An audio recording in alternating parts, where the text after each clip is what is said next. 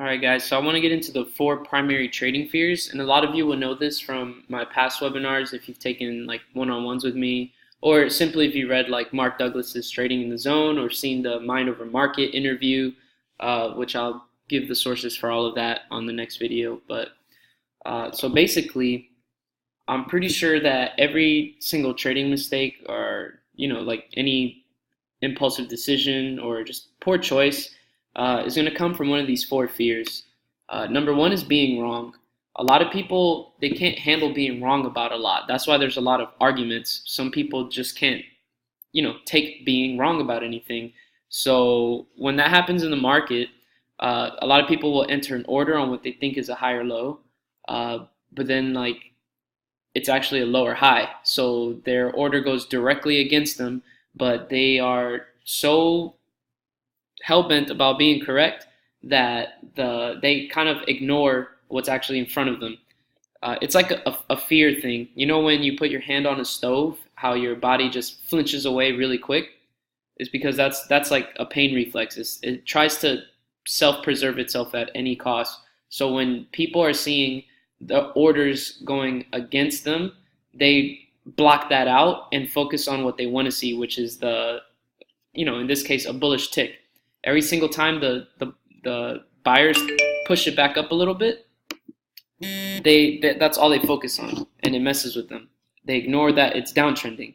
They don't want to see that because they're already in a buy. They ignore that.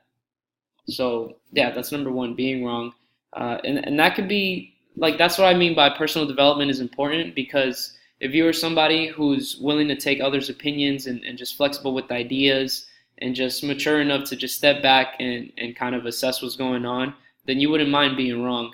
You know that being wrong is actually a good thing in the start, because that means that you get to learn something new right then in that moment.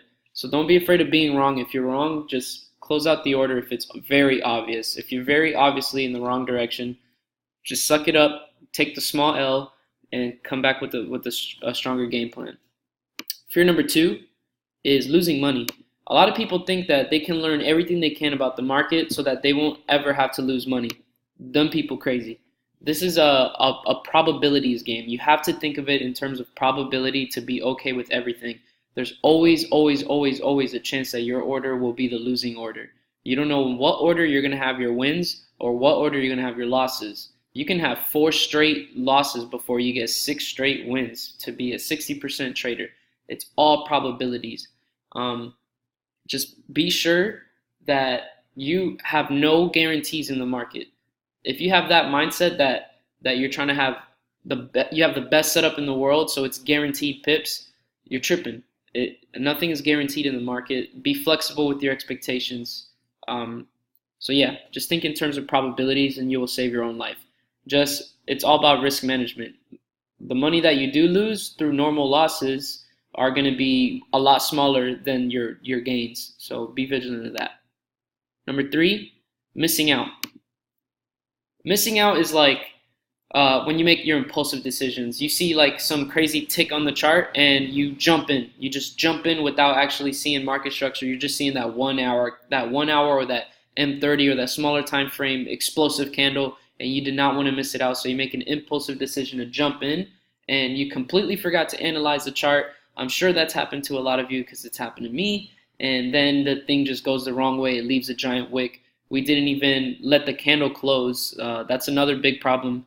When you have the fear of missing out, when you're waiting for that engulfing candlestick pattern or just that final confirmation, and you jump in because you feel like the candle is getting larger and larger and larger, and you feel like you're going to miss out, and then you jump in, but it's all wrong. It leaves a big wick, and you get screwed over. So be careful of that. That has to do with greed. People just want to get in because they're getting greedy and they don't want to miss out on a chance to make some money. Number 4, leaving money on the table.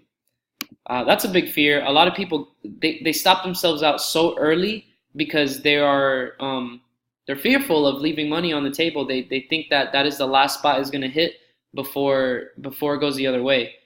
Things take time. Things fluctuate. You need to you need to make your analysis. You need to get your target projection, and you need to trust that analysis and target projection and watch price action in those target areas for clues if you should get out or if you should stay in.